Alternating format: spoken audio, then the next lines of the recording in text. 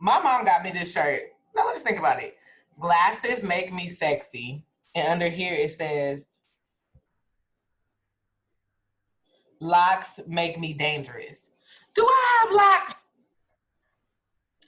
She's talking about, well, you could just give the shirt to somebody that do have locks. Do I have glasses? It is pretty. I was like, you do not wear glasses. Which darner was this for? You have a sibling who wears glasses? No, I'm in the contacts type of bitch. Since I was able to poke them things in my eyes. That's hilarious.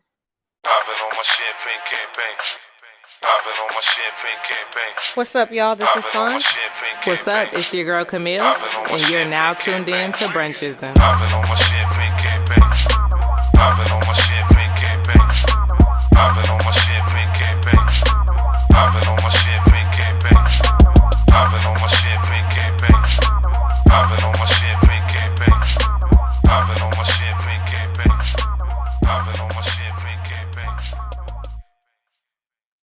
What's up, y'all, and welcome to this week's episode of Brunchism. I am Camille. I'm Sanj. And welcome back to a brand new episode. We're happy to have you all back. If this is your first time here, welcome. Stay, give us a chance. We promise that give us multiple chances. Give us another one. Hey, stay. A rapper once said, Biggie, give me one more chance. First things first, I Papa. So for our new listeners, we usually start with our first segment, While We Wait, where we shout out our organization of the month. For this month of October, we want to highlight an organization called The New Black Era.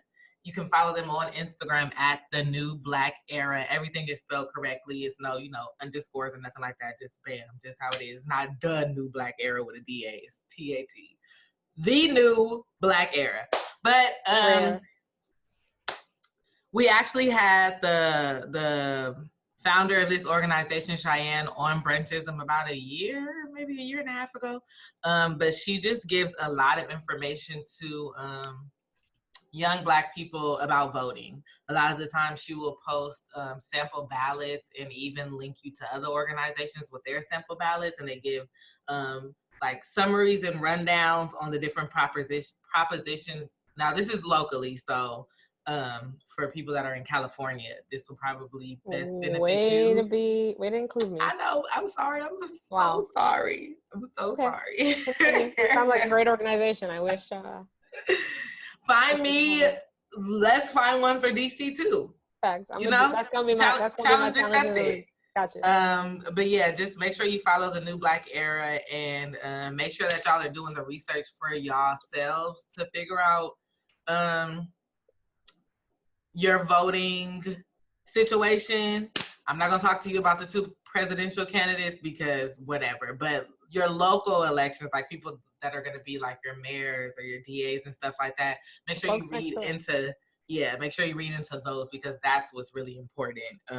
Neither one of those white men are going to do anything for us. So make sure you figure out what's going on locally for you in your hood, okay? Because both of them niggas is some nasty ass old white men, and that's just that. But it's a whole bunch of other stuff on there that's outside of them that you have the power to help change or keep the same if so you choose. So check out The New Black Era on Instagram. I will tag them and leave their information in the episode description. So, Sanj, what's up, my nigga? You got on the pee hat? You from Pyro? You gonna get shot, girl? Don't come to fucking LA with that pee hat on. Oh yeah. No, there's freedom to wear whatever caps I want here. Nobody in DC? I don't believe that. Nobody is gonna mess with me. Have you not got banged on in DC? Nah. That's good. I'm not saying that I wish that on you. I was just genuinely curious. No, I haven't. I just got banged on like 2 weeks ago in LA. It just happens still. So I was just must curious. Be a West Coast thing. You really haven't got banged on since living out there? Or at least not that I could understand. Let's say that. Maybe I did. I didn't understand that I was. You didn't know what was happening? I was, as a, like, yeah. Who knew? Yes. My week has honestly been a week. Okay. It's only Wednesday too that we're recording this, but it's already been a week. I hate those weeks where you look forward to like Friday. I hate that. It's like the same feeling as like wanting to not be high. It's just like there's nothing you can do to make that happen any faster. You trying to be funny? No. So just like write it out. 24 hours is 24 hours. You know what I'm saying? Very logical. But at the same time, like on Tuesday when you're like, fuck, I want this shit to be over. Oh, you still have 3 fucking days, bro. Just shut up. Yes. It's been a week as fuck. I feel like work has picked up a lot more, and that's been interesting. And it's like slowed me down. Do you have a line of work to where it usually picks up during a specific season, or is it just like yeah, no, it's not coincidental. It's like I actually should have prepared myself more for this. Like I just didn't see it coming, but we did like a recent like email blast for people to get into contact with us to, you know, do something with my work, and hella people just started calling after this one organization sent it out. You know how like you find that one person who could just send it and then blow it up? I think we came across that person. And is it one of those things where you ask a rhetorical question like, hey, you know, let me know if you need anything, and you just say it, and then it turns out that hella people need something and they let you know? Is that what you're saying? No. It's like like let's say, I'm trying to see how I can explain it and maintain confidentiality. Without, like, imagine like an event or something. Like you planning like an event, and you got to sell tickets to the event, but you've been advertising for a little while, but then you get this person who got like a large following, and they advertise, and all of a sudden you get flooded by people who want to know more about your event. Gotcha. So that's what it's been. And it's like, it's very interesting because we should have seen it coming, but I didn't prepare myself for the amount of work that I would be doing. So that caught me off guard this week. I was like, whoa, all this is me? Happy for the organization, but wait a minute. Shit. And then I have the work phone, and it's like, I'm the person answering it. I'm like, I'm so tired of talking to people. Like, it's crazy. That dip from March and like not being at work where you haven't necessarily been interacting with people as much. Like, you know, I feel like we're the type of people who thrive in that, but at the same time, like as soon as it even starts to pick back up, I'm like, oh, this is awful. I gotta pick up the phone. How many times a day and talk to who? Like, nah, bro, I'm done. I want to go back. Like small talk and like, just like, let's get to the point. So that's been a lot of my work this week, and it's like, it's been hella tasking. Small talk is the absolute worst, especially in a pandemic. I feel like let's not do this. We all, you know, let's just get to the point. I'm not doing nothing. Like I know you're not doing nothing. You know, I'm not doing nothing but calling you. You know what I'm like? We don't got to do this. We really don't. Let's just get down to the nitty gritty. Literally every week I say it. My check-in, same old. I have a coworker that will every day, I'll be like, how are you? And she'll be like, girl, it's Tuesday. Girl, it's Wednesday. Girl, it's, I did not ask what day it was. I just asked, how are you? Or she'll be like, how are you? And I'll be like, good. And she'll be like, me? And I'll be like, y'all told me to treat people how you want to be treated. I gave you a one-word answer, and in response, I got a whole story. Where's my one-word answer? Sorry, just had to let that out. No, that was funny as hell. I love her though. She's great, but boy, do I hate the small talk. Girl, it's Monday. Girl, I'm like, yeah, it is. I'm aware of it. See my calendar that's on the office wall that says Wednesday today? How are you doing today? It's Wednesday. Like, great. How are you doing today? I'm gonna start doing that. You're gonna drive them crazy. 76 degrees. What can you do?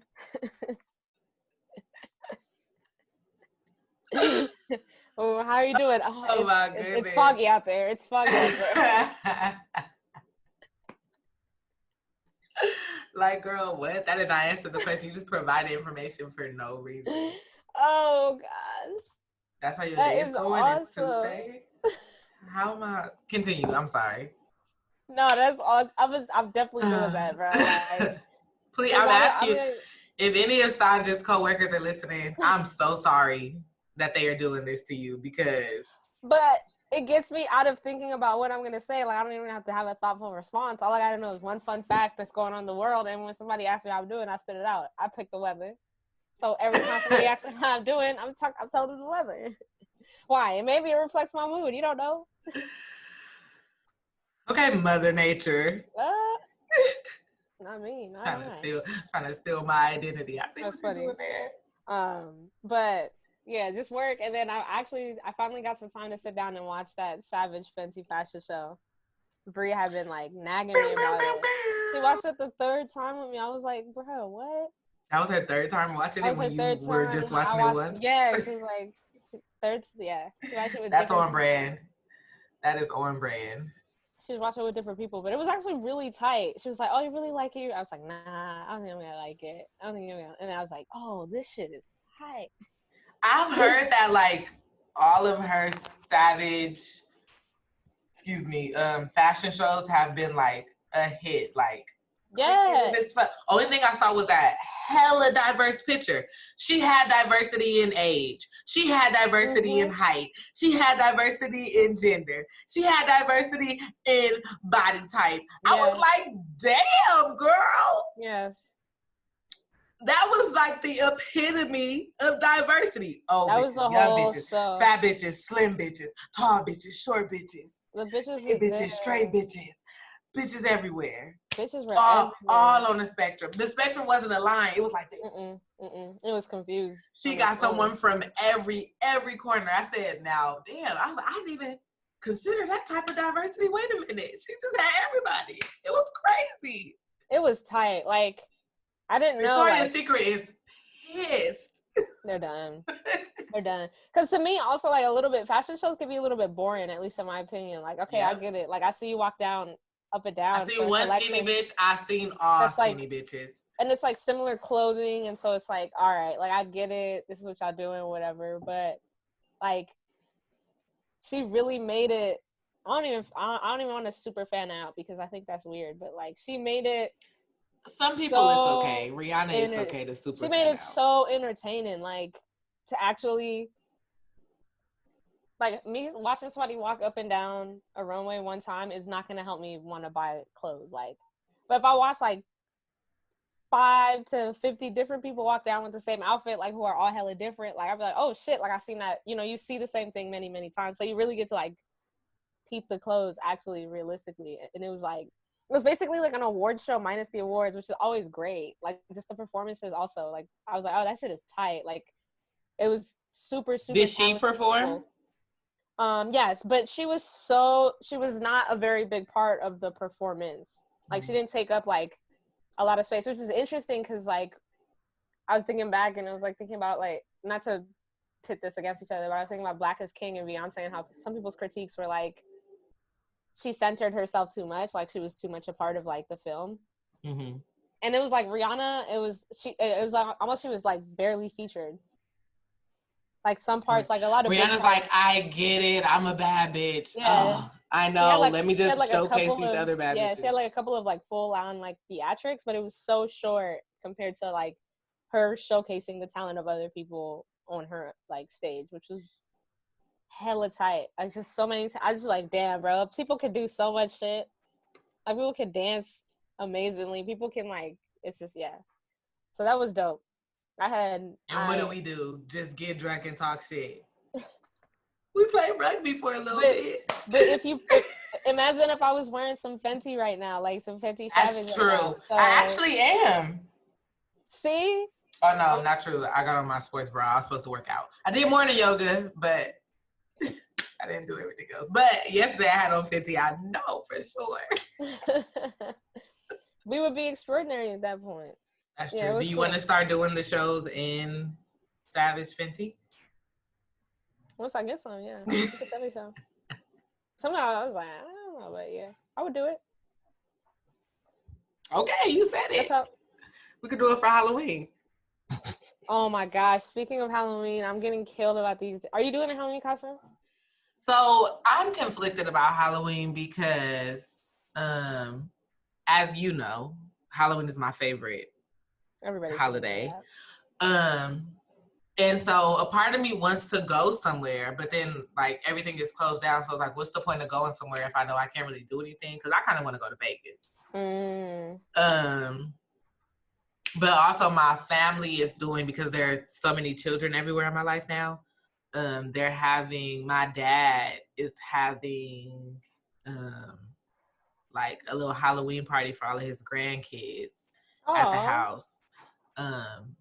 And so I'm conflicted between going to like make sure that my nieces and nephews are lit for Halloween and doing some sort of like fun family costume, and being true to myself and doing some whole shit somewhere else for Halloween. So I'm not sure what I'm going to do yet, but I do need to figure it out soon because we like 2 weeks away.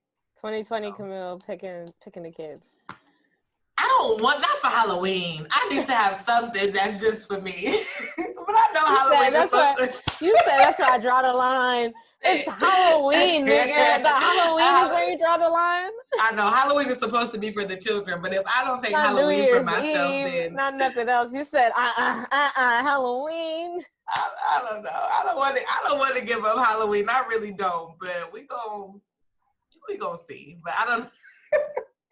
I don't know. Every year of my life, I wanted to be both Shigo and Poison Ivy, and I feel like I'm a wait until I'm like at peak Camille-ness to pull those off.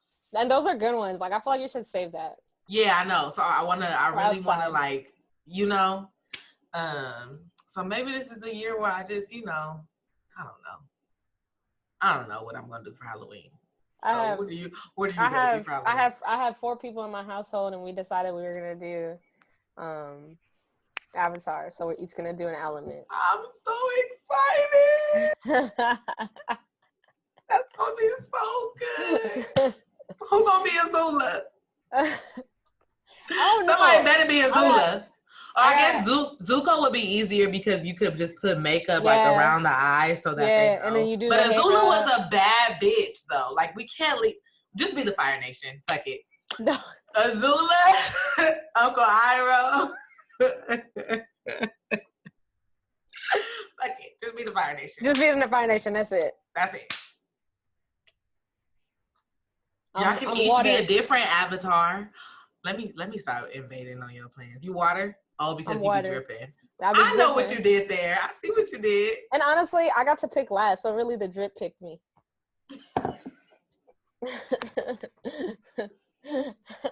All right, thanks for tuning in to this week's episode of Brunchism. That's it. I don't want to do it anymore. The drip picked me. The drip picked me. I was like, What is that? Oh my fucking God, the drip again? Is it raining? Guys, it says sunny. Oh, I am just drenched. I hope you are a headache. You are a headache. The drip picked me. All right, I'm very excited to see how y'all are gonna pull off the 4 elements. We'll see. I'm honestly feeling max lazy because I feel like Halloween is about the theatrics, and so like part of dressing up is going out. Like I like people to be like, oh, y'all are like this. Like last year. Yeah. Last year, for y'all that don't know, I'm put a picture right here on this part for those watching on YouTube. But last year, we were the mystery gang, my nigga. It was fucking lit. I'm sorry, we did a great job. Gang. It was actually perfect. It all came together. We even had our own little monster. Facts. Yes, I wouldn't have got away with it too if it wasn't for you meddling white ass nosy kids. So yeah, Halloween is. Anyways, you've got decisions to make. Clear your mind. Really try to relax. Take a deep breath. Please tag me in your Halloween pictures because I want to see. I want to make sure I don't miss a beat. I'm excited. It's just let's just say, I don't know, minimal effort for me. The reason the drip picked me is because I have so much of it. So all I gotta do is just go in my closet, find a little bit of it, and boom. You need one of those throwback like baby fat jackets that used to have the fur on the hood. The fur, yes. Facts. I know my sister got hers still somewhere. I'm gonna find it. And I feel like somebody gotta have a baby blue one. Somebody gotta have like a blue blue type situation. You know what I mean? Like you got some baby blue Tims? No, but I might buy lit. some. Yeah, it's lit. Oh yeah, we about to get you together. Don't even worry about it. Don't even worry about it. And she have a spray bottle in the tuck and just start spraying people with water. I'm ready. Oh, this is great. Anyways, tell us about your week. This sounds more like brainstorming. I had a good week. Last week was busy for me. I think last time when we was recording, I was in the middle of a busy week. But looking at my calendar right now, I have visitor every day. I'm at the point now in my life where if it's not on my calendar, it's not happening. And I remember some of my friends getting to that point before me and me laughing at them like, girl, you put me on your calendar like, oh my gosh, it's not that serious. Now I am her and she is me. Like if you're not on both the calendar in my phone and on my refrigerator right here that I'm looking at, it's not happening. I'm gonna forget. Okay, organization. And it's not even that I'm gonna forget and like double book myself. I'm gonna forget and be chilling here high. Yeah. Like, I'm just gonna forget. That's it. So I had a pretty busy week. That's it. That's all. I'm not gonna forget and do something else. I just forgot. That make me feel worse because now I forgot and I'm at home. You like, damn, I could have been having fun. Like fuck. So I went. I met up with Cynthia. Shout out to Cynthia. She was my first. It takes me a long time to register who Cynthia is, but I got you. No, it's because I'm thinking. Oh, I'm gonna send this clip to her. No, I'm thinking Rugrat. That's the first thing that comes to mind. I forget that we had. I gotta rake my mind and. If you're confused, how Sandra and I met is rugby, the UCSD women's rugby team, and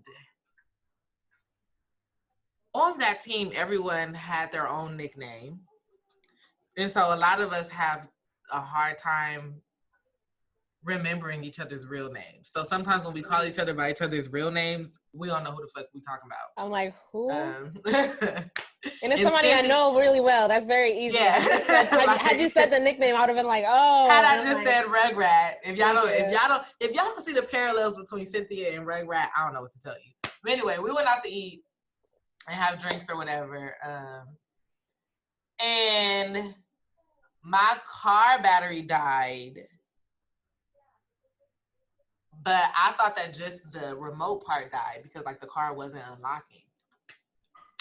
And so I'm not gonna go into all the details of how like annoying that was. But anyway, when AAA finally showed up, shout out to my sister that lives in Long Beach because she was there in the clutch.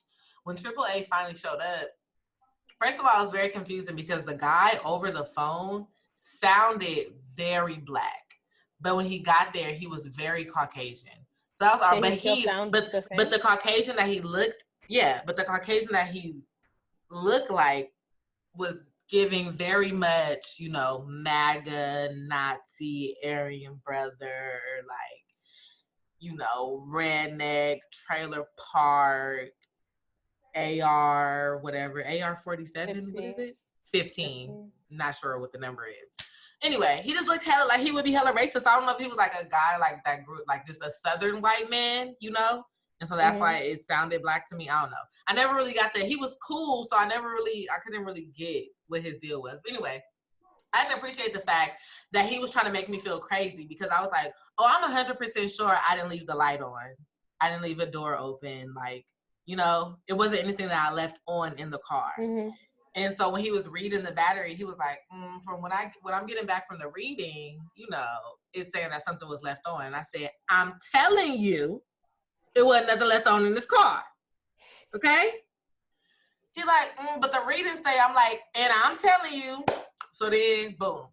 He put the little thingies on the red and the black, the negative and positive or whatever. And then the fan comes on in the car. So he was like, oh, the car's on. So you must have left the car on. And I said, hey, I am a grown-ass woman. I didn't leave the car on before I went inside a restaurant that I knew I was going to be in for like 2 hours. Like, what are we doing here? Well, listen, you can hear that the car is on. I'm like, I didn't leave the car on. He said, okay, go inside the car and turn it on right now. So I get inside the car. I'm like, the car says it's off. He says, it sounds like it's on. It's off, my nigga. Like, you keep telling me what I see and what I did isn't true. And I'm telling you what happened. So then I start the car and he's like, oh, the car started. It wasn't on. Yeah, my nigga, I told you it wasn't. Like I said. Anyway, we figured out that it was a problem with the fan, like being on after the car was off, which ran the battery out. Okay. I knew that I didn't leave any lights on and leave the car on. But it just made me really upset because I'm like, my nigga, I'm telling you what I did and you telling me that I'm wrong. And I'm telling you that I'm not. And you keep telling me that I'm wrong. And in the end, he like, oh, you was right. This must have been the problem. First of all, my nigga, we don't call AAA to tell us what the problem was. We call AAA to fix it real quick, and then we go to the mechanic to tell us what the problem was. So I don't need you to be trying to give me a lesson on cars and what I should do and blah, blah, blah, blah, blah, blah, blah. So I just didn't really appreciate that. But that was probably the lowest point of my week. Everything else was real good. But he had me fucked up a little bit. Because I'm like, my nigga, I know what the fuck I'm talking about. You're talking about a bitch that used to drive the hoopty of all hoopties, okay? I had the bucket, all right? I know a little bit about cars, probably more than I would hope to, because my shit was always breaking down, okay? So I know what to do and what not to do. Don't play with me. I didn't like it. That's hilarious. But other than that, what else? I cut my hair, y'all. I've been saying I was going to cut my hair I've been saying I was going to cut my hair for quite some time. And I just have been like punking out. Like I'll cut off like a little bit at a time. But I finally did it. I chopped off a lot. So my hair is like. What pushed the decision? Like what got you over the hump? So when I dyed my hair, which I was like so determined to do for my birthday this year, I dyed my hair. Oh, my daddy calling me. Hold on. Call me when you get a chance. I should have called him and put him on the episode. What was I saying? I'm drunk.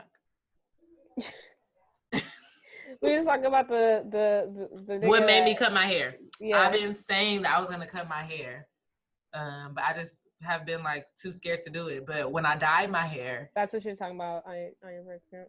When I dyed my hair for my birthday, I went through a period like I had virgin hair before this, so never dyed it, never permed it. Okay.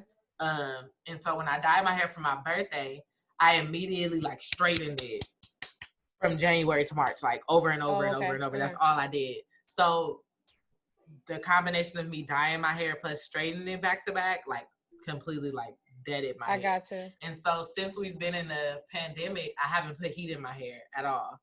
And so just seeing the drastic difference from like my new growth to my damaged hair, I was just tired of dealing with both textures. And I know that hair is not going to be repaired. Like if I haven't been seeing, it gives me very little curl. It gives me white mom. That's the type of curl. That's the type of curl it gives me. It gives me like I got a white mom. Just a very slight, while the rest of my hair is just like this.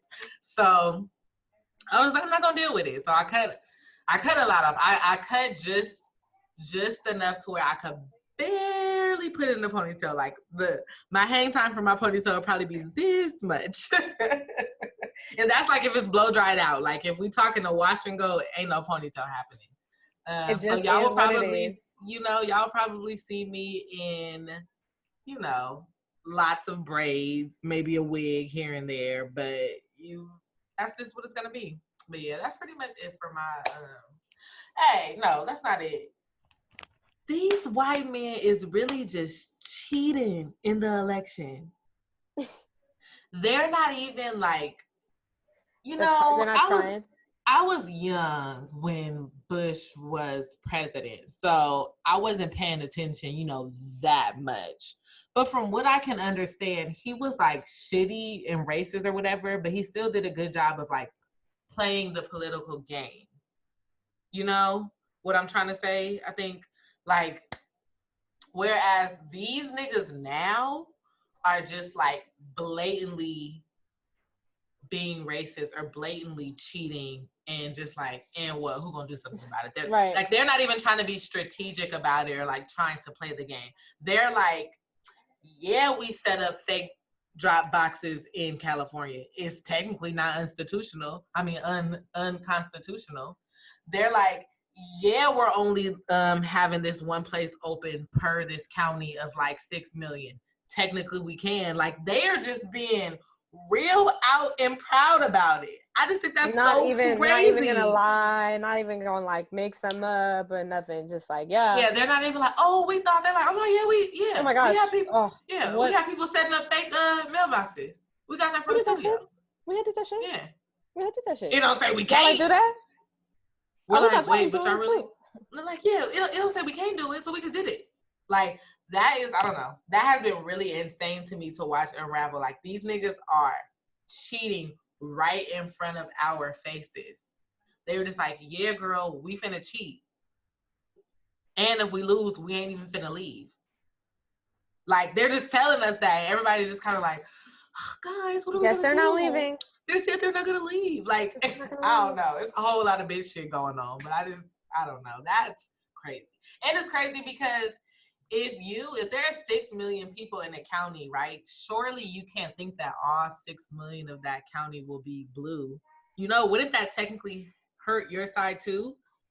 I know for the most part they're targeting areas that they know are mostly blue, but it's naturally you're gonna hurt. Yeah, you're gonna hurt both sides. You're causing voter suppression for the people that's trying to vote for you too. There's no completely blue state, right? So like, or a completely blue jurisdiction, like it's always gonna be people who vote. Yeah. So it just that confuses me too. But again, I'm trying to think logical with people that are idiots. So yeah. And that's where you first went wrong. And that is where I first went wrong. That was my first mistake. Yeah. But yeah, that's about it for, my little menu or whatever. I decided to come in this week with big energy. I started drinking, about 45 minutes before we started recording because last week I was too high to function. And so I just felt like I needed to THCA balance it out. That's I didn't smoke out all today. I said I'm not smoking until after we done. Until I know we finished with the podcast. I'm not hitting no blunts. I won't do it again. And listen to our audience. If that ain't love, I don't know what is. That's dedication. Because I've been doing my hair all day, and boy, did I want to hit the blunt. Oh well, look. That's love right there. I hit the crystal geyser instead. That's it. Old Faith with a gallon. The gallon, that's it. It sure is. It's right over there. That's hilarious. Keep hitting it. Oh, I do my gallon.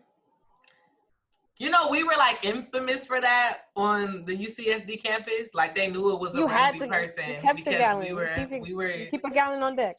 That's it. We were carrying around our gallons.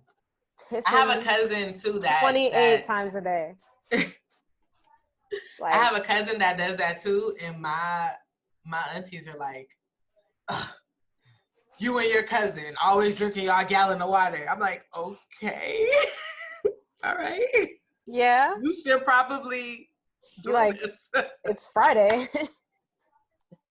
You should also be shit. Nigga, never mind. You should also be drinking your gallon of water too. Like they be trying to kind of like laugh at us like, oh, here go y'all water drinking niggas. Like, yeah, you're right. Skin popping, pee is clear and stuff. It's the elixir of life. pH balanced, But whatever. Anyway. That's hilarious. No, that gallon used to have me in lectures sweating like, bruh, when can I leave? Like when you need to use the bathroom, like when you don't time shit correctly. You're like, I should have taken them damn gulps. And then you in exam, like, oh, sheesh. Let me tell you something about this Kegel game. Okay. The way that I be squeezing my puss to What hold my pen. Okay. This Kegel that I got is strong. It got a grip on it. This thing got grip. Because if you don't, once you first start drinking that gallon and your bladder isn't trained, like, whoa. You feel like you 5 years old. You don't be taking L's all the not a time. game. It's not a game. Okay. I keep Run into the house right when you get home. Boom. When you looking for your keys, you like, oh, which key is it? Which key is it? I gotta pee. Shit.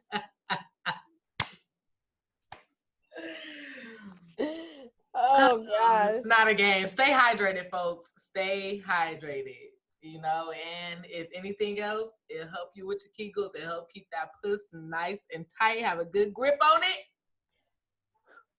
So the next time you on top, imagine that you gotta go to the bathroom, do the same thing. And you gonna get a ring. Now, I don't got a ring, but that's unrelated. And that's your business. Do them Kegels. I don't That's cook, funny. I don't clean, but let me tell you how I got this ring. Do them Kegels. Kegels. Do them Kegels. I'm doing mine right now. You can do them in your booty too. I'm going back and forth like booty puss, booty puss, booty puss, booty puss. Y'all can loop that for y'all workout. I'm drunk. Okay, let's move on. Okay, let me get serious. You don't make me spit this fucking drink out, dude. Messing around with you, bruh. Like, what is this? What is this? What?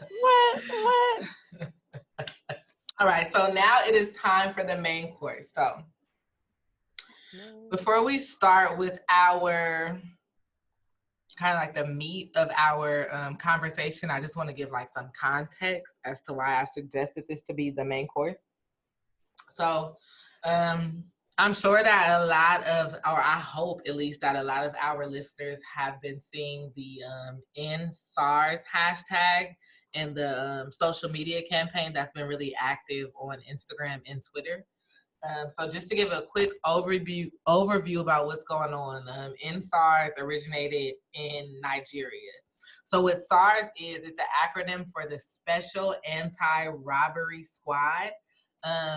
And that was put into place by the Nigerian government to kind of help protect civilians from armed robbers, because niggas was going around robbing everybody in Nigeria. So they put together this kind of like special task force to help the citizens out. But instead, it really turned into this kind of like toxic ass fucking policing force that just ended up targeting innocent youth throughout Nigeria. So like, you got a nice car, you getting pulled over. Where you get that phone from, you getting pulled over. Like, you know, kind of like everyone was guilty until proven innocent. But it went further into that because there's like a lot of corruption, and they're taking women in and fucking raping them and harassing them, and they're beating these young men up, so and killing them and shit, you know. So folks in Nigeria have just been doing a lot to try to bring awareness to this issue and what's going on in their country. So that's kind of the background information for what SARS is and why people in Nigeria wanted to end. SARS, did I leave anything out? No, just wanted to like add a little bit more is like Nigeria's police forces have like at least in some ways, or in some years, or in more recent years, been rated as like the worst police forces in the world. Now, like, I don't know, you could disagree with that based off of whatever, but like the way that I think like the way that police and like authoritative figures are given power, especially in the continent of Africa, it could be crazy. Like, should just be baffling that you could even do that to people, you know, just because you have this like a uniform on. So it's definitely something like serious. Like, you write a law and that shit'll go rampant. You know what I mean? So just like do you think they have more power as police in Nigeria than they do in America, or that they like get away with more? For sure. Like, Yeah. more power in a certain sense. Like, I feel like the power, because the US already has so many power, or so much power, the police force is automatically, in my opinion, more powerful. But like on an individual scale of what like one human being can do to another, like it's pretty crazy. Like some of the shit that like just like they can interpret shit just how they want to and go do it, which I think is sort of similar here, but it's like in a way that people don't necessarily fight back against as much. You know what I mean? Like that shit is just like, all right, that's normal. Okay. But yeah. So when I was first seeing like some of the NSARS hashtags and like posts on Instagram and stuff, I'm always somebody, whenever I see a post, I go straight to the comments, no matter what the post is. Like I go straight to the comments. I want to see what the people, like what real people are actually saying right. about it. So a lot of the comments that I saw were from seemingly Nigerian American immigrants, basically like a outcry for help, telling Black Americans like, hey, we stood by y'all with, you know, your Black Lives Matter movement, so now it's y'all's turn to stand by us with our SARS movement. So that kind of brought up a lot of different things for me. I feel like growing up a lot of the times, and I am transparent with my role in this too, but a lot of times there was like a kind of, I won't say a beef, but there was like animosity and at the very least some jokes back and forth between, tension between African immigrants and Black Americans. So when I saw those comments, I just kind of, and that was more so when I was younger, and now as I get older, you know, there's this kind of like, you know, Black pride movement going on where you see a lot of Black Americans trying so hard to connect back to their African roots, which was a different dynamic when I was younger. We had, you know, it was a whole bunch of stereotypes that I, as a Black American, was taught about Black or about African immigrants, and I'm sure vice versa as well. And so when I saw those comments, I was just kind of like, damn, you know, I thought we were past kind of this separation. I don't know. I didn't feel like that comment was necessary to say like, hey, Black Americans, we help y'all, so now it's time for y'all to help us, because I thought we was all helping each other. The reason why we wasn't saying nothing over here is because we just didn't know. I have nobody that I know that lives in Nigeria, so I would not have any way of knowing what was going on until one of my friends here, whose family is from Nigeria, told me. You know, so I don't know. I just thought it was worth having a conversation about how there's always been some sort of like animosity or tension, like you said, between Black Americans and African immigrants in America. And if we think that there have been any sort of like improvement since we were younger and saw that. I know that you weren't born in America, you know, so you have different experiences firsthand. You didn't know that? Me and your mom was gonna tell you. Oh, we was gonna break it to you. I'm sorry. Yeah, I think I mean, it's real. It exists. I always say that on both sides it's valid. It's just like it has so much to do with individual experience, or not even individual experience, but like group experience, because like there's nothing that a person who's like African or of who's like an immigrant or something like that, where there's an experience that's similar to that of Black Americans. Like there's no, it's like apples to oranges, you know, because like Africa as a continent is already completely marginalized. Like as a continent, the whole continent is, people forget that it's a continent. it's like a lot of places are in shambles, like as far as governments, as far as oppression, as far as like the divide between the rich and the poor, or the have and the have nots. Like the wealth gap is huge. You know, you obviously have folks who are profiting off of the resources in Africa and not necessarily you know, giving back, versus a people who are marginalized and oppressed in a separate country, you know what I mean? And so like there's sometimes where like people who've never seen anything better, like I know for Africans, like sometimes it could be like, I would love to be Black over there, like shit like this doesn't, there's certain shit that you don't, you know, like you don't even think about because you never had that experience. So like growing up around all Black people and never really truly experiencing racism, but at the end of the day you are living under like the result, like your country is the way it is because of white supremacy. You know what I mean? So you may not experience the day-to-day racism that breaks people down, or even worse, you don't experience that, so you can't even pinpoint like systematic issues. You know what I mean? And so like I think it's such a difficult conversation because people come strictly from experience and like what they know. So it's hard. I think it's always hard to be like, oh, you shouldn't feel that way or you shouldn't feel that way. Because the thing that upsets me is like, in general, like there is, I think, I would say a general lack of unity as far as embracing what being Black means. Like that should be something like, when we say Black Lives Matter, that should also be pointing to the injustices that are happening in Nigeria. Like it should be conceptualized as a more global movement.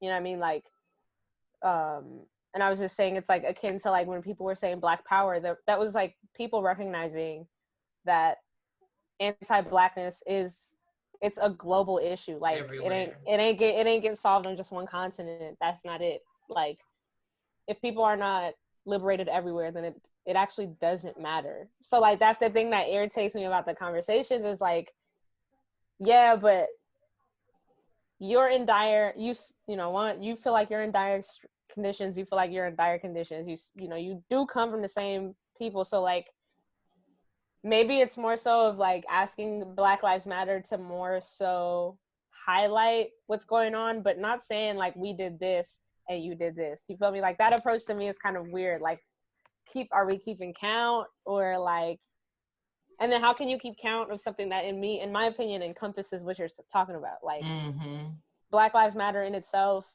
is a global struggle. So like, what do you mean if you help with Black Lives Matter, you did something for the End SARS movement? Why? Because Black Lives Matter has been highlighting police brutality. That's literally exactly what they've been doing. Exactly, so that's something that you got sort of like momentum from pointing this out, and it is a global struggle. So that's how we get to a place where a hashtag like End SARS can trend so, you know, in such a big way. Like, because this isn't like the End SARS thing isn't something that's recent. This was something that they tried in 2017. Like people have been talking about this. You know, this just like people have been talking about police brutality in America. Yeah, and it's just like having this conversation. It allowed the conversation to be bigger. Like, you know, Black Lives Matter. It's just crazy to me because I'm like, that is like the umbrella for which all Black people globally exist on. Like, I get that it comes from the U.S. and, you know, like that it is a little bit of a more like social thing in the U.S., like a social movement or an activist or a platform for activism. But the whole point of Black Lives Matter as a statement is to say that, you know, folks are marginalized and need to be built up. So like, how is that? And it's interesting to me because it's like, at this point, how exactly what you're saying, where it's like, how technical or specific do we have to get when we say Black Lives Matter? Because I see people talk about anti-Blackness globally all the time, right? They talk about it when they talk about, you know, Afro-Latinas or Latinx people, or when we talk about, you know, different countries in Africa, or, you know, indigenous people in other countries. We have these conversations where we talk about how anti-Blackness is global. But if we're not all on the same page when we say Black Lives Matter and everybody doesn't agree that we're talking about all Black people everywhere, Yeah, like all Black how lives. long are we gonna still have these little like internal petty little like 'Cause, arguments and differences? Like, yeah, nigga, I'm talking about you too. Like, because like, okay, you did I stuff. meant that. You I did just stuff. didn't know that was going on. Tell me, and then boom, we got your back too. But don't assume that I wasn't talking about you when I said Black Lives Matter. If you Black, I was talking about you. Like, and at the same time highlighting police brutality. Like, that's literally it. Like y'all. Oh, so you mean to tell me y'all are having a whole ass police problem over there, and y'all think that I don't care? Like, no, my nigga, I just didn't know. Yeah, that's all. But thank you for telling me, and now we riding for you too. Because why? Black Lives Matter. Like, yeah. I mean everyone. So I don't know. I just don't. It's just it's funny to hear somebody say we did this for Black lives. So you did something for yourself. Like, you're Black. You're yeah. So yeah, like, you know, that perfect. I think for me would, like, I don't want to say trigger because I won't say that I was triggered, but what came up for me was kind of just like, oh, I thought we was past this. Like, I remember this being a thing when I was in middle school or high school of like, on both sides, people trying to make distinctions like, oh, well, I was born in America and I like my family immigrated here. Like, you know, I could actually trace my roots back or whatever. I thought we was past that.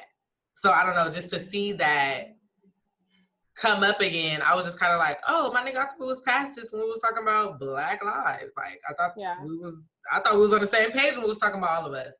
But I also had the same feelings.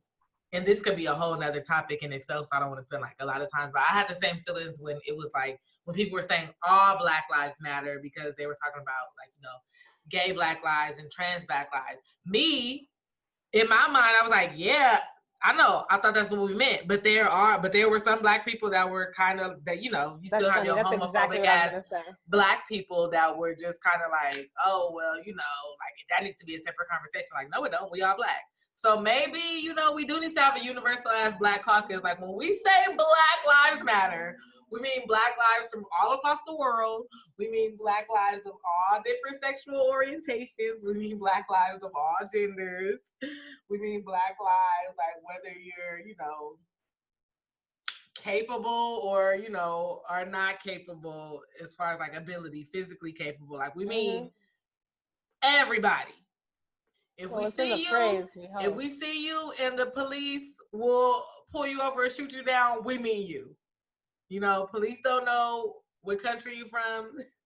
They don't know if you are deaf or blind. They don't know if you like to suck dick or eat puss. All they see is this. And so we mean, when we say Black Lives Matter, this. All the other shit is great that you identify as whatever you identify as, and you're from wherever you from, and you fuck whoever you fuck, and you could do whatever you could do or can't do. We mean the Black part. We say all Black, like, we mean Black Lives Matter. So I don't know. That was just eating me up a little bit, just because I felt like we were like past that. But I see it on both sides. Like, I'm not blaming anyone. And I'm not blaming anyone. Like, you know, the media puts in a lot of that too, you know, like the stereotypes that we see as, speaking as a Black person born and raised in America, and like, I know at least 3 generations back have been here. The stereotypes that we see about Africa, and I can only imagine the stereotypes that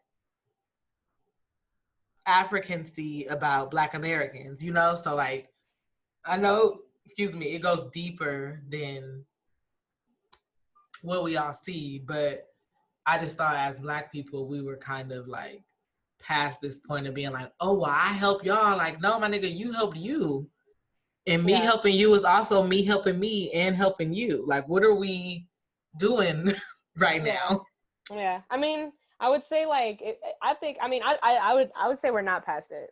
Like, I don't think we're past that. Obviously. I think it's something that is still sort of like unresolved, but I think like the solutions are just moot if it's not unity. Like, it's like, it doesn't necessarily, you could go around in circles like with some of this stuff. Like, forever. And it's like, if the goal is Black unity, keep that the main thing. So it's not about like nothing else. Like, so what do we do to get past it? Do you want me to say, I'm about to get messy. Excuse me, because I'm tipsy. Go. I was just going to say, like, people have to have the same goal. Like, is it Black unity, or is it to like air out this and this and this and this that can't be changed?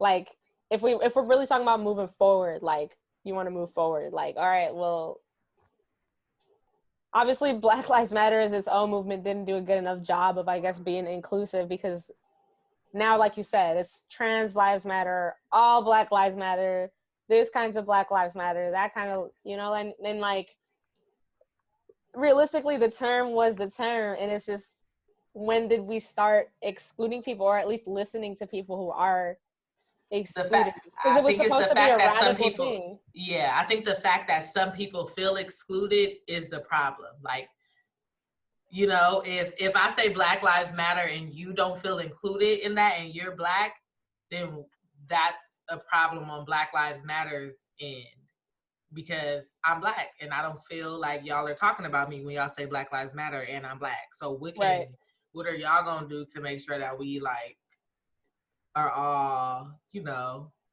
on the same page? Right. But, right. Agreed. I mean, it is a little bit of PR. I'll say that. It is a little bit of PR, because like, I think about like the Black Power movement that happened, at least in the US, and how it was more global. Like, you would see Panthers talking, you know, with folks in Cuba, talking with folks in Africa, talking with folks in West Africa, and like how it was so intertwined, like with Garveyism and, you know, the Caribbean and all this shit. Just like, you even see a lot of jokes too, like in 90s movies, where they'll be like, you know, they'll have on like the dashiki or whatever, like the woke character, and they'll be like, oh, you know, that was my slave name.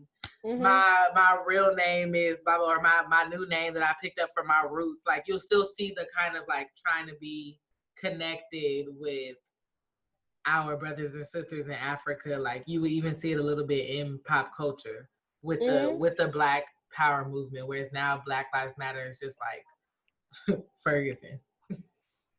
Yeah, but it's like Ferguson and them.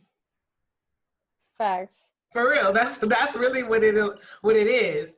And that's evident when all these people are feeling not included in that umbrella, because it's supposed to be an umbrella, right? And so, like, I think you're right with the point of like, that's a problem for Black. So what is it about this message that's being sent, or the way that it's being sent or being received? Because we've our brothers and sisters in Nigeria aren't the only people who've said this, right? We've had our trans family say this. You know, we've had Black women say this. So, like, what is it about this Black homeless people?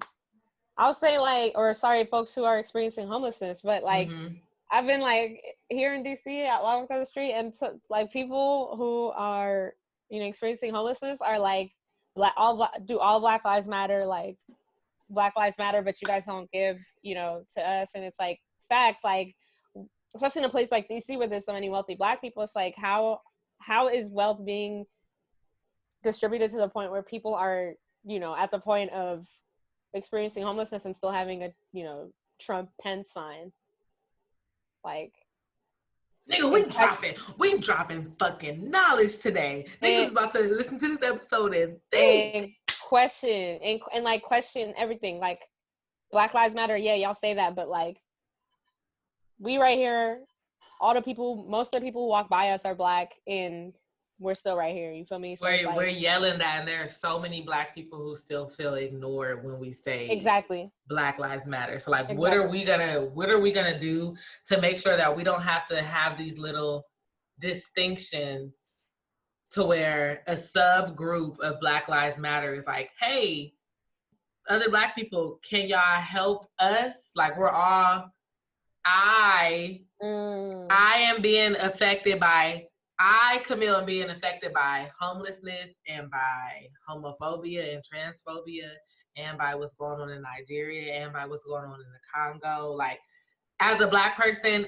I am being affected by all of that. And that's what I mean by Black Lives Matter. Like, how are we, as people who say Black Lives Matter, going to take on the fact that it's no us and you, or me versus There's no you? me Like, versus them, it's all of us. That's why we said Black Lives Matter. Like, what else do we have to do to make sure that all of these subgroups and marginalized groups within the Black community feel like when others say Black Lives Matter, they are included in that? Because right now, obviously, there's some sort of disconnection. You know what? You know what you just said makes me think of is like, maybe it's not Black people, maybe it's some white people doing some divisive shit. Let's just blame it on them, because honestly, everything is their fault. So I'm just okay. I mean, white supremacy, colonialism, white supremacy, niggas was good until y'all came and fuck shit up. But whatever. Okay with it. Like, that's okay with that. At the end of the day, that is the core issue, and that is what we were always wrapped. And that's on Fuck blaming niggas. If y'all would have minded y'all own business and non-spice having disease carrying ass, lice in the hair. If they would have left Nigeria alone, none of this NSAR shit would have even been. Then all we would have had to deal with is our own bullshit, sexist problems. Yeah, and homophobia. But we could. And who knows? Who knows what our potential could have been? Imagine me and you, born on the same continent, minds fixing shit, putting it together, taking it apart. Cutty ass lines are drawn because of Dwight's. Yeah, but that's it. Please tell us what. I really like that conversation. Forget that I'm drunk. I thought that was really good. We were here, we were there, we were here, we came back here, and we ended right there. Boom. All right, well, now it is time for the... Were you just doing sign language? No, I downloaded a sign language app and hasn't... You said... I downloaded a sign language app and have not started it, but I really am determined to learn how to do sign language. Mostly because, you know this, I have pretended to know sign language before, allegedly, to get out of niggas trying to talk to me. So I figured, why not just really learn it? I want all of my friends to learn sign language so we could talk to each other like without... imagine from across the room me telling you, like, hey, we gotta go. We should did. We gotta go. Now. Although I think you could already tell me that with your eyes. Like, That's true. I'm like, oh. We do a very, if you're close enough with someone, the nonverbal is strong. So, agreed. Oh. But, yeah, no. That's a fact. I can send you a message without having to do any signals. That's a fact. But I feel you. I feel you. Or even to talk about somebody right in front of their face. I feel you. My nigga, right then and there, that would be... how much you would probably... Speaking of, how much you would get banged on if you learn sign language? Oh, that's true. I am from LA. I keep forgetting. There ain't no way you could be a Black woman in LA doing sign language. You gotta move. I keep forgetting. Imagine me seeing like Vicky, I'm talking about, drive past. And I'm like, Vicky, do this to the car. Mind you, this bitch live in Compton. And then all of a sudden, I was just saying, hey, BB, it's good to see you. She said, R.I.P. Now we on shirts. Now GoFundMe posted for my family. All because I wanted to learn sign language. You're right. Maybe we'll try Morse code. You gotta do something different. That's not a good look. We'll try Morse code, child. Not a good look. That's hilarious. Damn. That's the LA in me. Can't even do sign language. But I did. Did you ever see that tweet? I'm gonna find it because I want to give this person credit. But this girl was like, there should be a program for like reformed gang members, and we teach them sign language and they become sign language interpreters. That is $1 million fucking idea. Have you ever seen some niggas really like, when the last time you got banged Oh, on? yeah. Oh, like, no, they like really that shit. They be like, That should be crazy. That should be crazy. They kill it and then they that shit is crazy. So, like, imagine if we taught them niggas ESL. What? Because That shit you is seen crazy. them random white women at the fucking concerts. Yeah. That be sign language, the trap music. Yeah. I don't know if I do. I remember. I don't know if I sent you this, but it was like some lady got a job at a police department as a that black lady. She was finessing. Yeah. You sent that shit had me. A lot of people sent that to me because that was would like, be Camille, fucking you, bro. A lot of people sent that to me. They said that I should do that. They said, how long? How can you do the interview? When did Camille do this? Banging on them. But I think that would be a good idea. Like, you get the ex-hood nigga. He did 10 years, learned sign language while he was in there, and then he gets out and gets to go fucking on tour with Future and just sign language the shit. And in the middle of it, he might throw up his hood. That's fine. You know? That's okay. I'm with that. I really want to see that happen. I might rededicate my life to make that a real thing. Hey, you know, that could be you could actually be a sign language with, like, you know, rap entertainment. Wouldn't work. I'll be fucking all the rappers. It's cool. They don't need you just and dip. It's cool. You're like, what's wrong with that? So, perfect. A heterosexual screen. In it. No. Stop. Cinderella finally found her slipper. This will be moving out.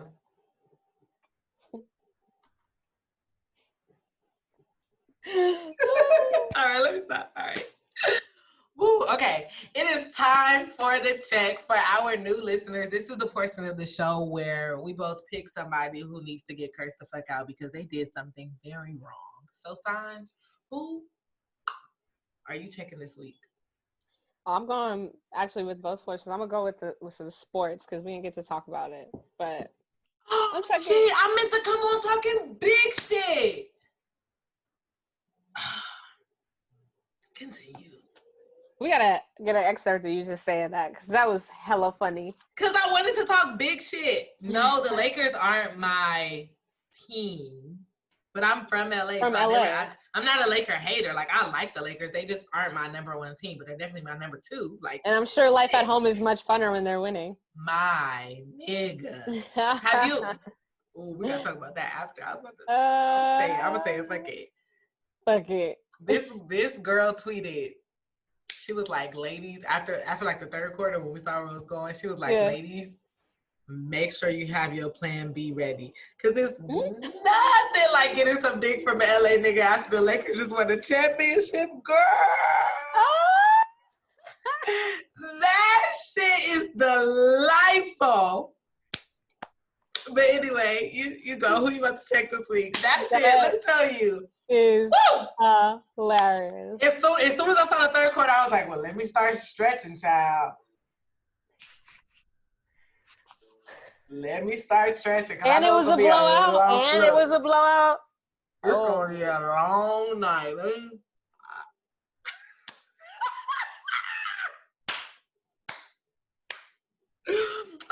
Okay. You go. Who you checking this week? Just go. I'm checking the NFL because the past, like, I haven't been watching football barely. The sick FL. Yeah, but like so many people have been getting injured. Like it's really been horrific. Like the amount and if they haven't been getting injured, they've been getting COVID. Yeah, and it's like if you it's like these season-ending injuries because they had to have things how they had to have things, and it's like people are getting mad injuries because you didn't play no preseason. You told niggas to stay away from each other. You told them not to come to the facility until the first game. You know what I mean? Like imagine like we show up to rugby with not seeing our teammates, but like once. Like hell yeah, that shit you would get hurt because you ain't practice, you ain't do nothing. Like it's such a team sport. You have to like be. Is that what you mean? You saying that No, they like were I mean, like individually practicing? even training, like your training is off because you're not going in to see trainers. Like your body's not even ready to get hit. Like like our first game of the year or something, the first time where you tackle even each our other. first, I was about to say our first tackle practice Like is having like no contact hella, yeah. Like that is what like building some body calluses to be able to. But you're talking about the same organization that knows that they're killing these niggas and don't give a fuck. Facts. But like, I haven't completely seen the injury to Dak Prescott, but seeing that compound fracture and knowing that like his bone was sticking out of his Cowboys, leg, like Patriots. Yes. Okay. The first one. It's just like, and it's just they just do dirty business. They just So I'm checking the NFL. Just not a nasty it's not cool. organization. Yeah, it's not cool. What about you? Who are you checking? I have 2 checks. The second one is new, so I may not be able to cuss them out as much as I want to. But for the first one, real quick, because Netflix has finally answered our cries and put on all of these, all of like our favorite, I won't speak to everybody, my favorite shows growing up, all of the UPN I think a lot of people were nigga, asking for them, yeah. The Parkers, Girlfriends, Moesha, Sister. Is 101 coming? Underrated. 101 is, let's not even get into it. 101 is the fucking best. I love that Underrated. shit. Spirit was my bitch. I love Spirit. But anyway, they're putting all of these shows on. But all of the shows that I just named, and I mean all of them, every last one of them, all do the same narrative of like the platonic friendship. So like Moesha and Hakeem. Oh, Moesha and Hakeem made me want to throw up. One of the twins and Roger. Fucking T and Kim, William and Joan,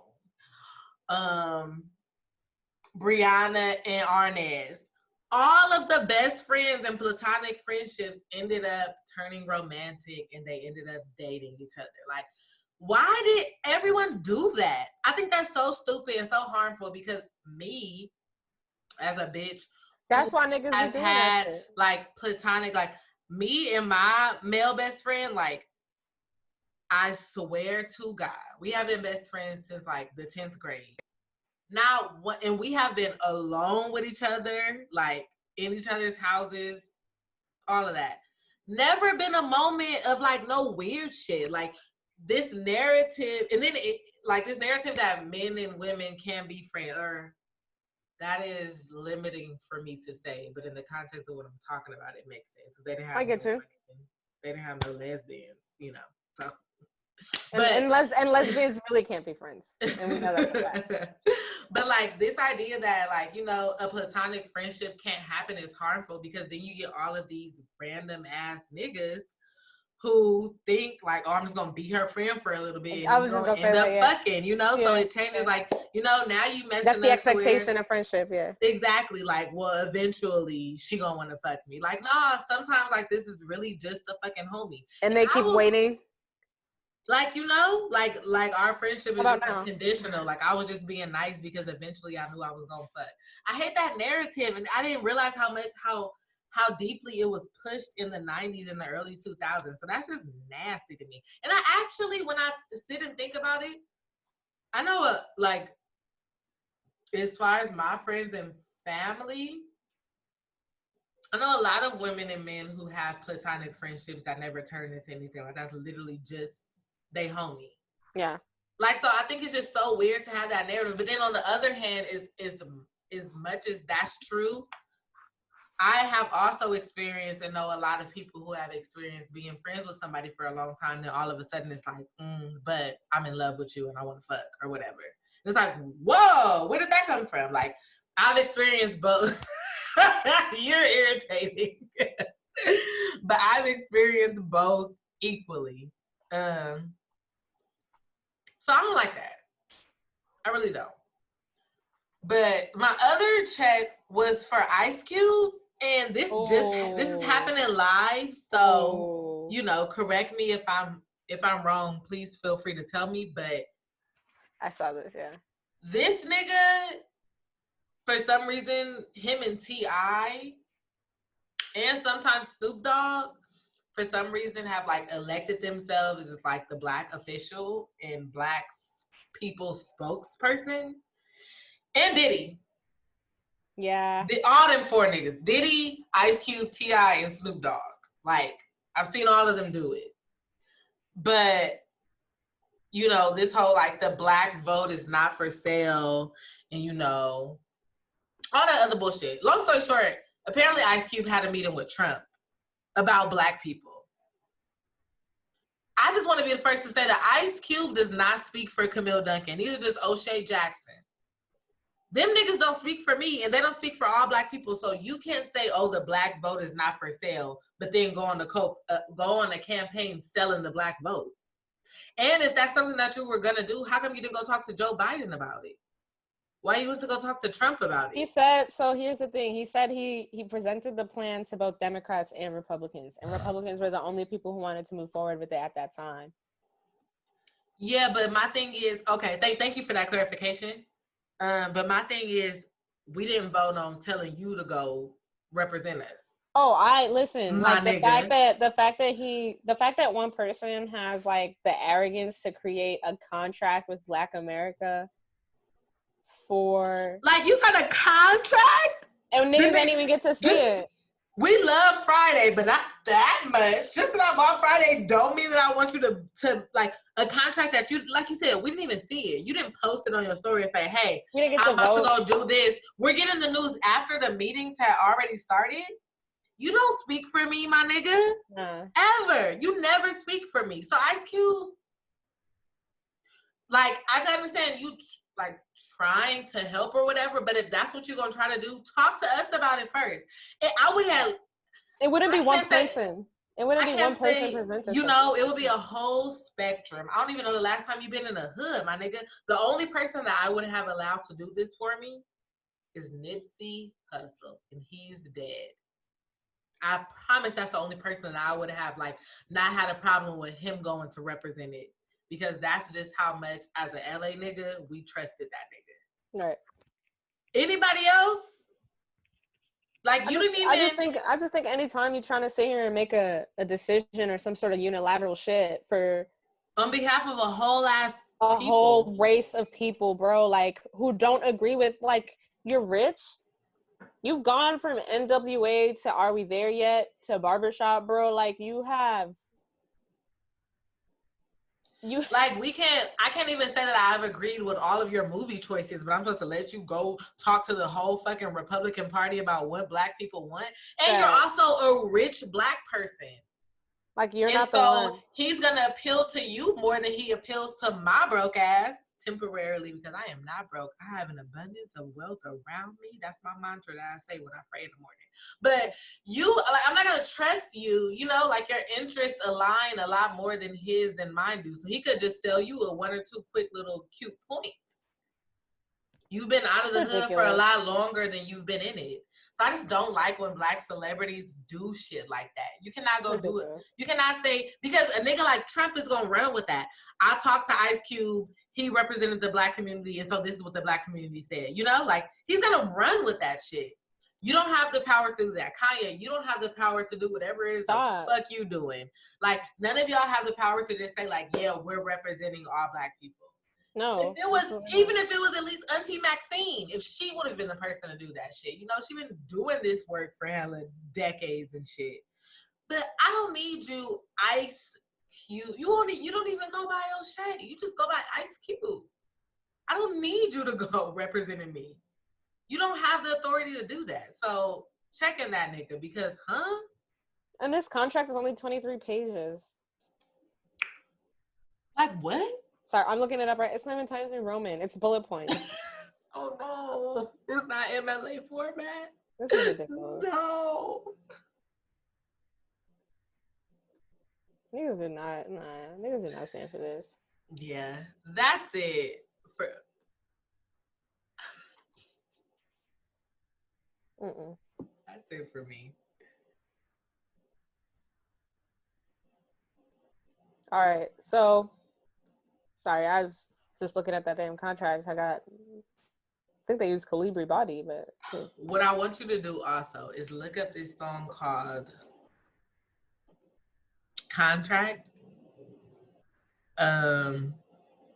It's not by Lil Jon is on it, but I know it was when he was in another group. Let me get it.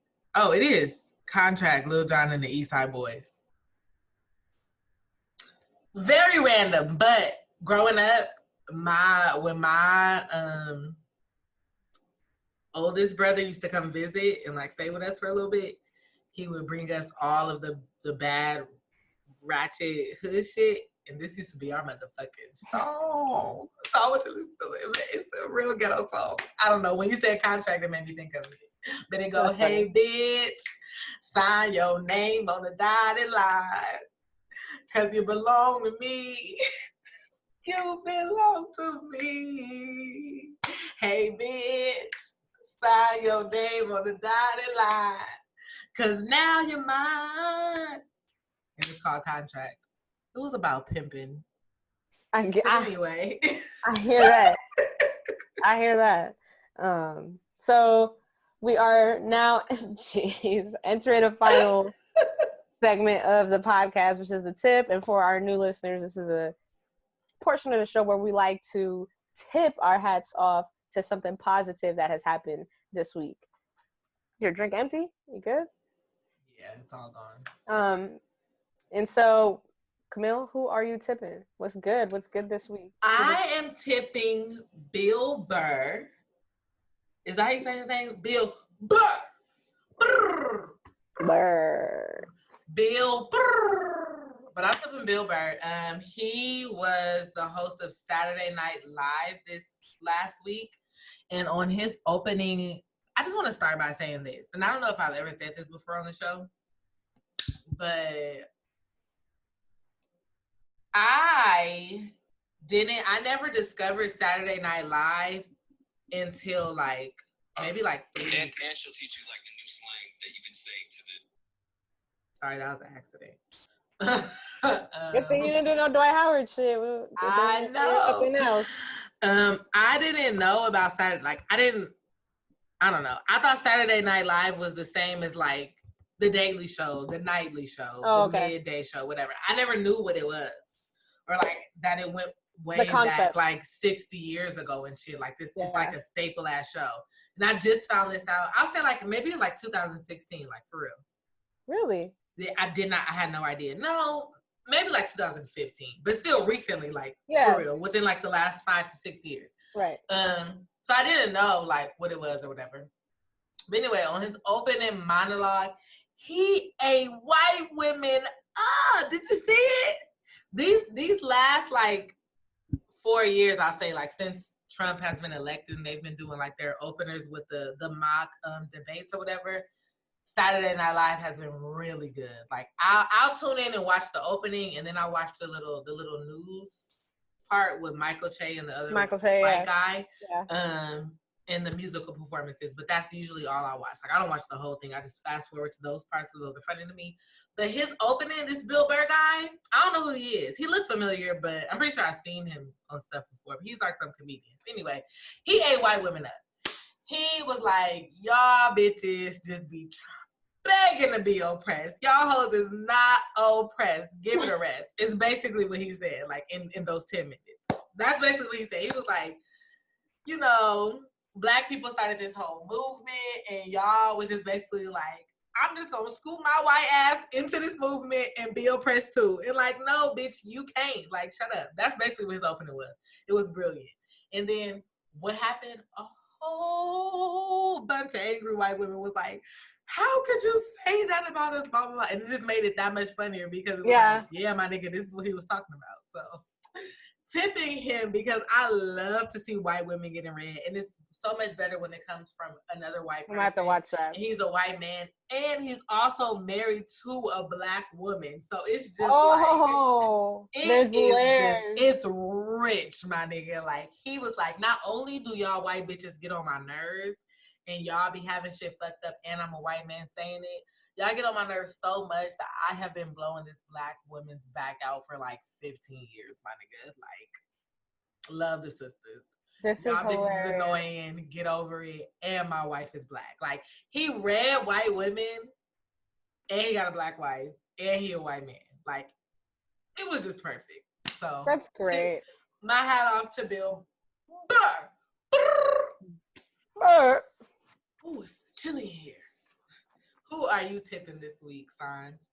So, as mentioned, the NBA wrapped up the season. Congratulations to the Los Angeles Lakers, your 2020 NBA champions. But the reason why I'm tipping the NBA is because they literally had 0 positive COVID cases in the bubble. Like, can I go live there since no one's using it anymore? Can we just apply to go live in the bubble? In the bubble. It's just so impressive.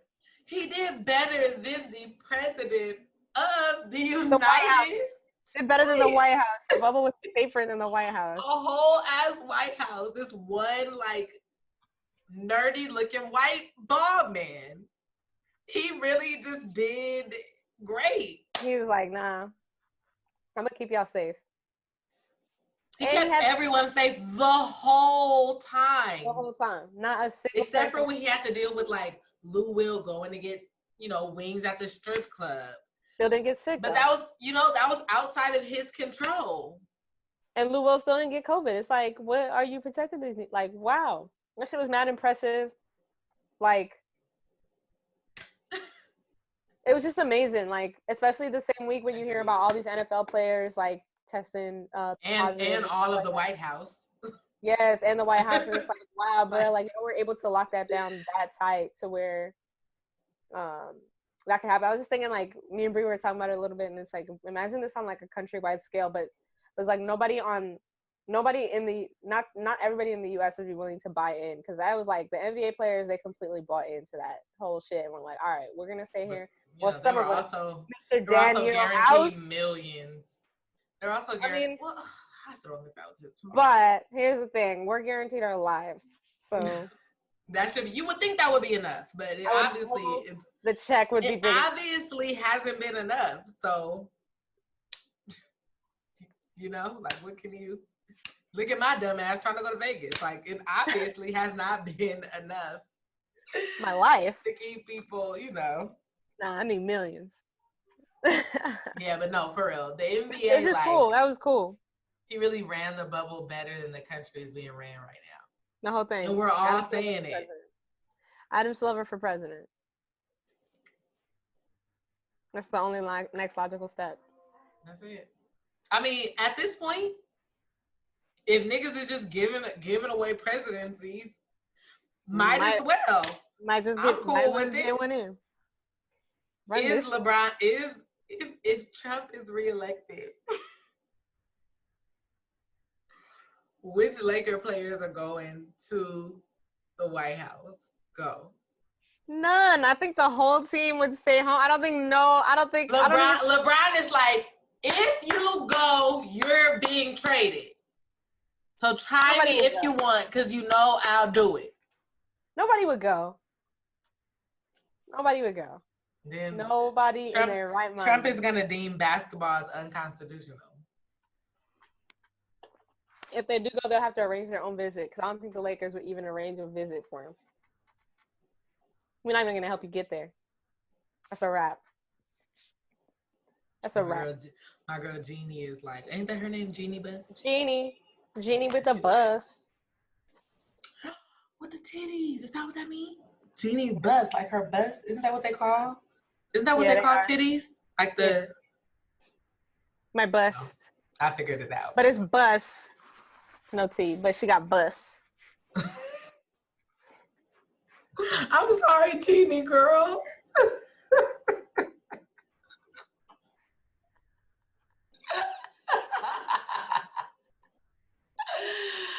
Jeannie, like, y'all talking about my titties. I'm the first woman owner whose team got a fucking championship, and y'all talking about. And this is what I get.